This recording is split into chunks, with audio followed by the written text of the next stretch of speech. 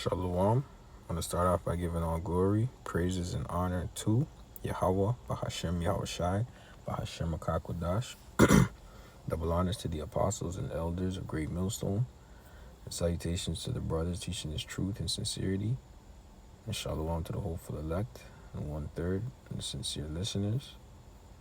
All right, today's lesson is going to be titled, Why Esau Will Make the C-Hip Mandatory for Everyone.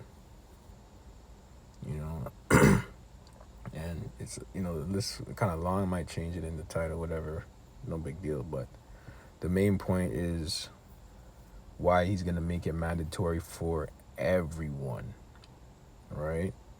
And as you grow in this truth, man, and I obviously there's certain things that's been taught to us that we know, right? But the Israelite foreigners thing is that's even gonna pick up even more, right? The Israelites that look like the other nations, I just perceive that in the spirit, right? And I may have mentioned about it in on the highways and stuff like that, but pretty much Esau knows that not all Israelites are gonna look like the Southern Kingdom prototype, and he knows that, right?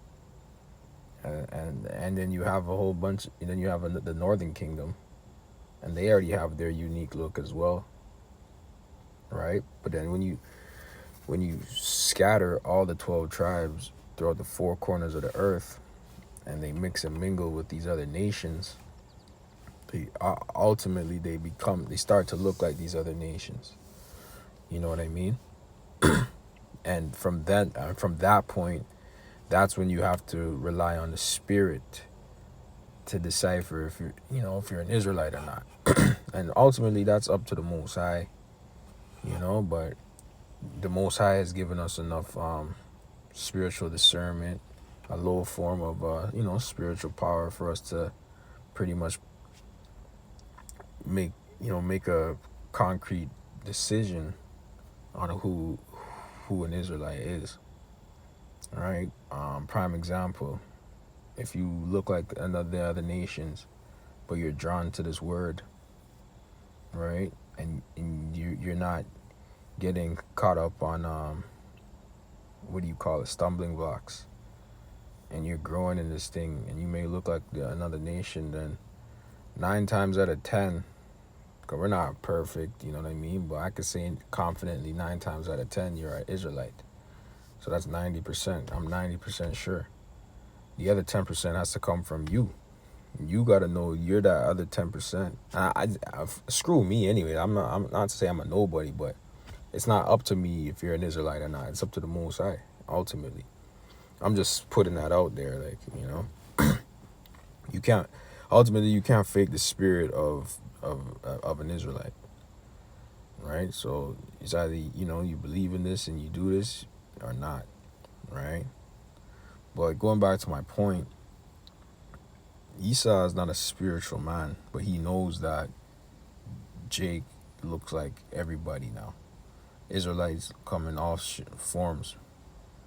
And that's why the whole world has to take part in this, great reset and micro C-hip, because in Esau's mind, he's like, fuck it, I'm just gonna have to chip everybody because I don't know. You know what I mean? I don't know if they're an Israelite or not, but I'm not taking any chances. I gotta chip everybody. That's his mindset, right? Like I said, the reason being is because he can't pinpoint. He can't pinpoint through the spirit who is an Israelite or not. So he's like, fuck it. Even if it means my own, if I have to sacrifice my own, he's with that, right? Because you have Israelites that look like the so-called white man, right? And he doesn't have the time to discern through all of that, right? He's like, fuck it, However, the top elites, they kind of know, you know what I mean. But you regular peon Edomites, you don't know shit. All right. 'Cause you subscribe to Esau Edom's ways, his philosophies, okay, his way of thinking, how he divides up nations. I mean, the whole world pretty much subscribe to Esau's pseudoscience, right? And they're comfortable with that. They're okay with that. It's just now when the Israelites are on the scene and we're out here doing our videos, we're out there on the highway and byways, and we're raising questions, we're raising, you know, legitimate questions, you know, things that need answers, which we have the answers to, but right, it's challenging the authority of this place, man. But that's what we were meant to be. That's what we were meant to do. We were set up to be that way, right? We were meant to challenge the authority of this wicked ass kingdom, and you know. So let me get this starting off with this in the spirit. Revelations 3 verse 10. Shalaki, I can get.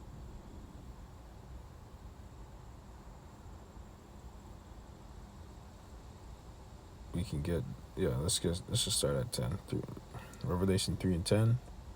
Because thou hast kept the word of my patience, I also will keep thee from the hour of temptation, which shall come upon all the world, to try them that dwell upon the earth. Okay, because this is going to come down upon all the world, right? What is it? The implementation of the beast system, the micro C hip, right? All of that. Okay, that's what's going to be coming down the pipeline. And reason being why it's going to try you is because your everyday comforts, your everyday life, your day-to-day, it's all going to be coming to an end, right? Unless you get to see it, right? But a lot of you people, there was a thing called going back to normal, and a lot of you people are gonna, you know, try and get the C-hip just to go back to your normal lives, so you can go and travel the world, go Dubai, and you know, do whatever. Just be more wicked. All right, because that first go around thing with the COV, the Lord humbled people, man. But the thing is, they didn't want to be humble. They wanted to be proud. All right, they couldn't wait to get back out there and do what they were doing. Okay, and guess what? When the Lord eased up or whatever, that thing eased up, guess what? People doubled down on their wickedness. Adultery, all the type of, you know, sins against, you know, what the Most High said not to do. It pretty much ramped up, man. It kicked up in like a next gear. All right, because in these people's mind, if you ain't, you know, if they're not sinning, you're not winning. Right? So you have to be doing a whole bunch of wickedness, the lust of the flesh, all of that. Right? But guess what? You think that by getting the C-hip, you'll be able to go back to doing that again. And that's where you're sadly mistaken, man. Because once the C-hip gets implemented, that's it. That's the end. We're at the end. Like, ultimately, we're at the end now, brothers. You know what I mean? But I'm just saying, like, come on, that's the major prophecy, the implementation of the MOTB. Come on, man.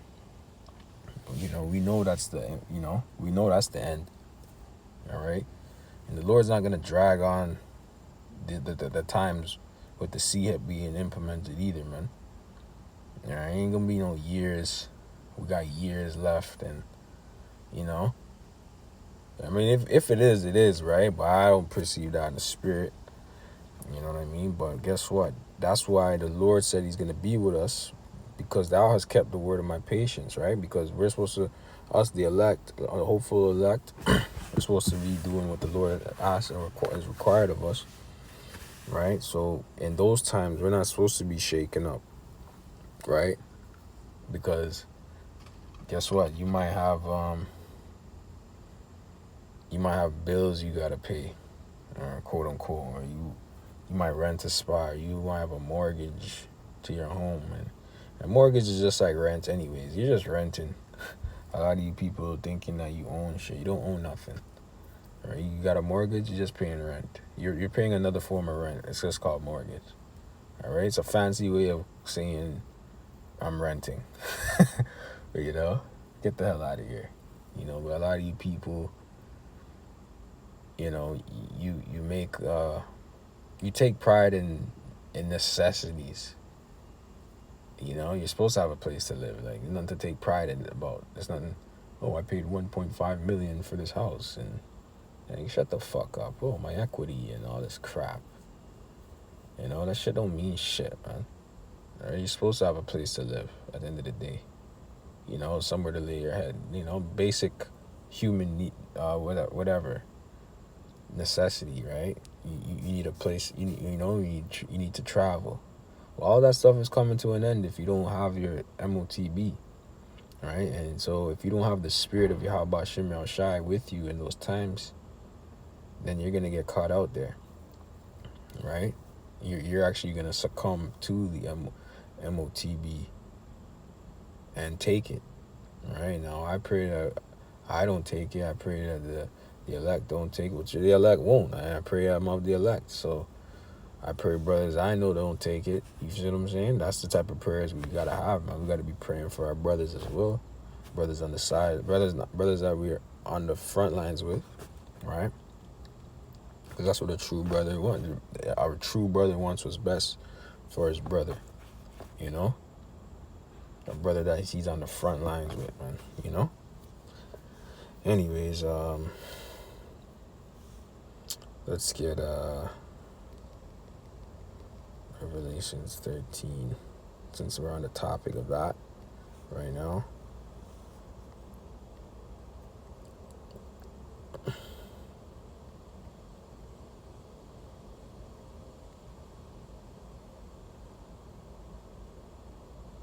Revelations 13:13, and you do a great wonder so that you make a fire come down from heaven on the earth in the sight of men. All right, Esau, Edom. Okay, the beast man, the base man. Okay, a lot of you people trip up over the beast and all that. You guys get all bugged out when you hear the word beast and all that. But this is just going into the characteristics of a man, and Esau being the basis of men. All right, you guys really want to see some horned being, some ghoulish, you know?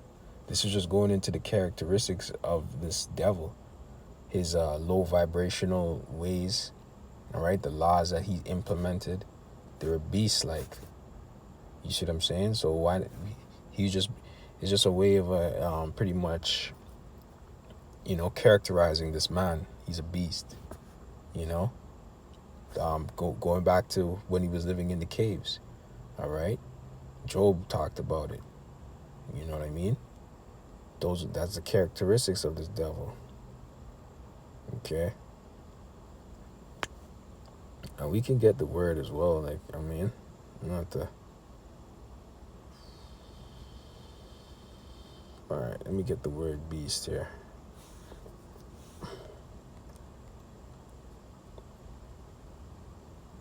Yeah, it just says it says in Therion.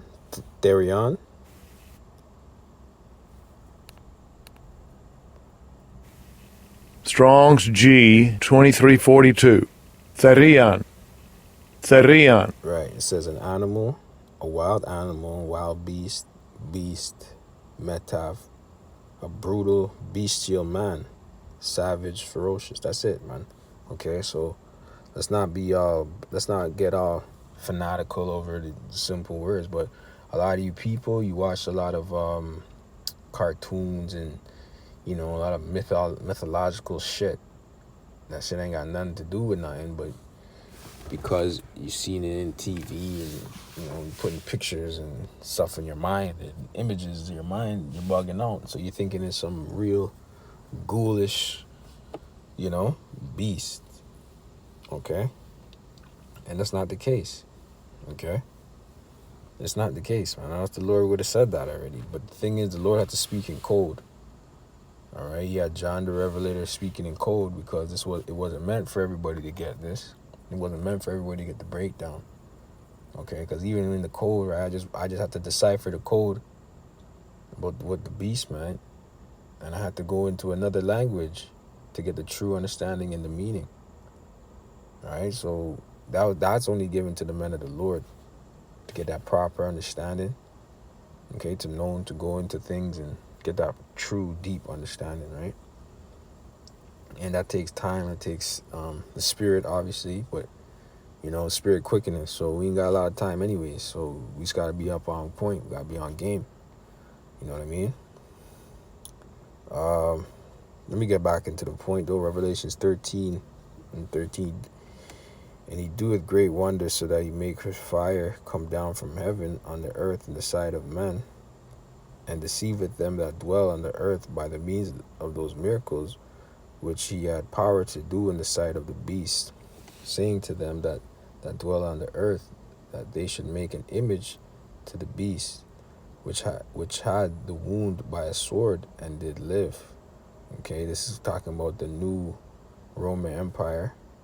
Okay, which is America, Babylon the Great, and he had power to give life unto the image of the beast, that the image of the beast should both speak and cause that as many would not worship the image of the beast should be killed. All right, so the image of the beast is talking about the system. All right, the philosophies of this world, the laws. Okay, pretty much the ways of Esau Edom and what he wants to implement.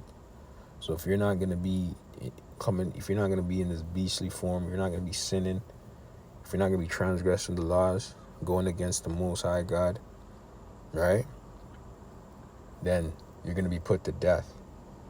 All right, and it's gonna be legal for them to catch you and put you to death, and decapitate you, whatever they see fit, really, because these are the times to come. A lot of death, a lot of bloodshed. All right, and certain brothers are gonna have to go through that lot, right, to be martyrs for this truth, right? However, this is a time of salvation. Okay, and if you are a martyr in this thing, then you need to have the faith and know, right, that the kingdom is next. And guess what? The dead in Yahushua should rise first. Okay, so remember that as well, man. This is the last go around. This is the last kingdom of the heathens, man. And this is going to be our kingdom of rulership. Our kingdom is going to be next to rule, and we're going to be ruling, and we're going to be in our heavenly estate and new bodies and all of that, right?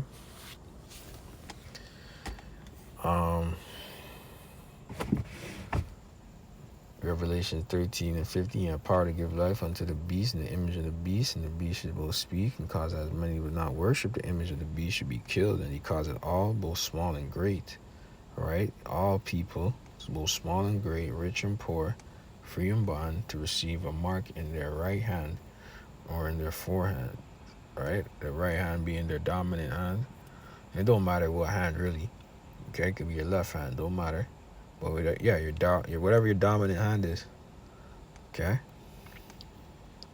or in the force, or in their foreheads, right? So yeah, okay, you ain't got no hands, put it in your forehead then. Fuck it. Ain't no excuse, ain't no way around it, right? Neuralink, brain chip, and all that.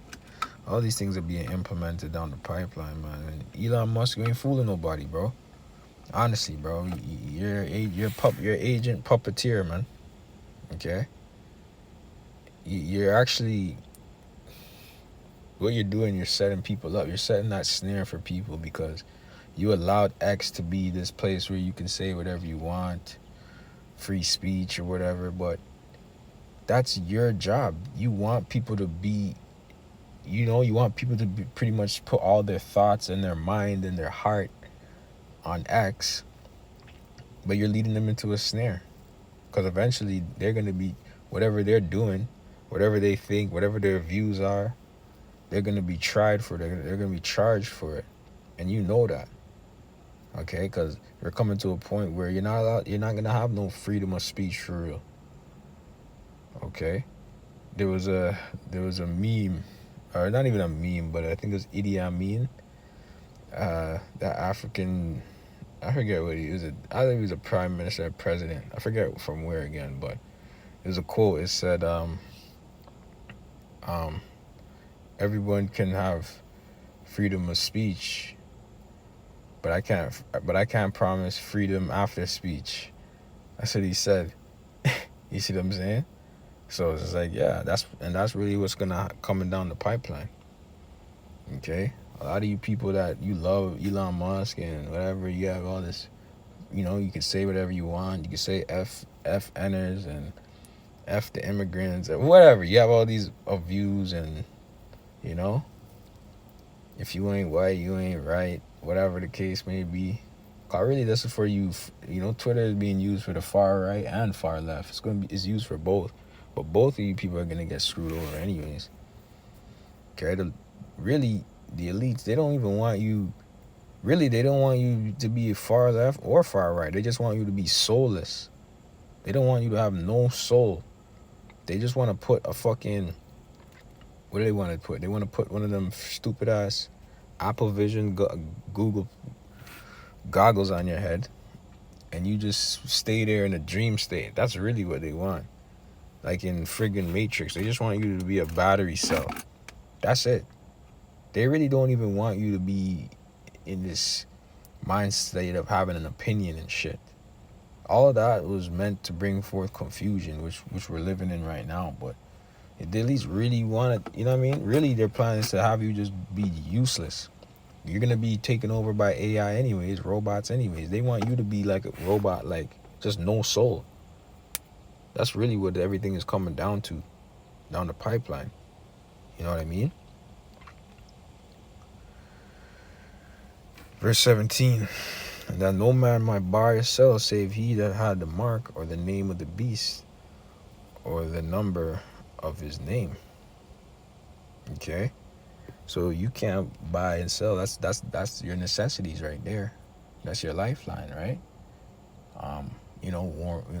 Access to water and heating and cooling and being comfortable, the comforts, right? The comforts of this world, all that. You're not gonna be able to enjoy this world. That's how you're gonna sell it to you. But guess what? He don't want you to enjoy it. Once you get that if it's a snare unto you. Okay, it's a snare unto you, because guess what? It's gonna give you cancer. It's gonna give you a sore, right? And you're not gonna be able to take it out and think. You can play with the Most High if you want to, but you know what I mean. I wouldn't advise it. Okay, because the Most High gonna get your ass. You want to play with the Most High? You want to tell people, oh, you can get it, but then you can take it out? That's wicked, man.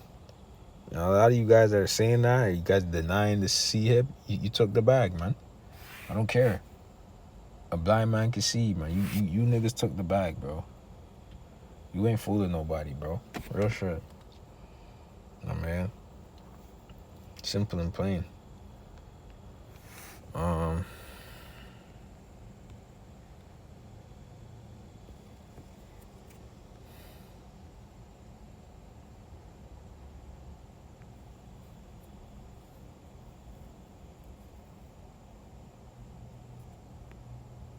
This is Isaiah 11:11. And it shall come to pass in that day that the Lord shall set his hand again the second time to recover the remnant of his people. All right, the second time, I'm talking about the second Exodus, which is the new salvation. All right, out of this kingdom, out of Babylon the Great. All right, the Lord said he's gonna set his hand again. All right, only by his hand we're gonna be saved, right? All right, through his son Yahushai, okay, and the angels, and it's gonna be a glorious day, man. It's gonna be glorious, man. Okay, the millions of angels coming through, millions of chariots. Yo, you guys wait and see, man. Okay, it's gonna be beautiful, man. We have a whole army ready for us, man, and then we're gonna be turned into an army. Imagine that. We have a whole army coming for us. And then we're going to be turned into an army. And we're still going to be turned to hunters. We're still going to get down. We're still going to get gritty. You know what I mean? We're still gonna be putting in work too. And we got Yahweh Shai on the way, ready to put in work. Okay, the angels coming, Michael, right? All the angels them. All right, ready to come put in work. Okay. Yahweh Shai alone could just dust out the thing, but the Lord love a scene. He love a scene. He's the ultimate Jake. All right. The Lord Yahweh is the most ultimate Jake, man. You know, but he's the Lord God, so you know what I mean. So can't even say he's a Jake for real, but he gave us his likeness in a sense. You know, his ways. You know, you look at an Israelite, you know that's an Israelite. All right, that's just Jake, man. Jake, you gotta, there's certain characteristics about us, but we got that from the Most High. The Most High gave us those characteristics. See what I'm saying? So let me read this. And it shall come to pass in that day that the Lord Yahweh shall set his hand again the second time to recover the remnant of his people, which shall be left from Assyria, and from Egypt, and from Parthos, and from Cush, and from Elam. Okay? All throughout the Middle East, Africa, right? The land of Ham. Okay? Asia. Okay? All these different lands. And from Parthos, and from Cush, and from Elam, and from Shinar, and from Hamath, and from the islands of the sea. Okay? And he shall set up an ensign for the nations, and shall assemble the outcasts of Israel, and gather together the dispersed of Judah from the four corners of the earth. Okay? Because we're dispersed, man. Judah, the southern kingdom, all over the four corners of the earth, you know? Even when you think about whenever there's a war going on and stuff like that, Jake gonna leave his seed, man. Any major war and stuff like that, Jake just gonna drop his seed wherever. So guess what? Those children become Israelites. Those children have children, especially the men, right? The boy child, right? If they have sons, all right, then that seed line gonna continue forever. They continue to keep doing what they do and whatnot. You know what I mean? So that's how you gotta look at it, right?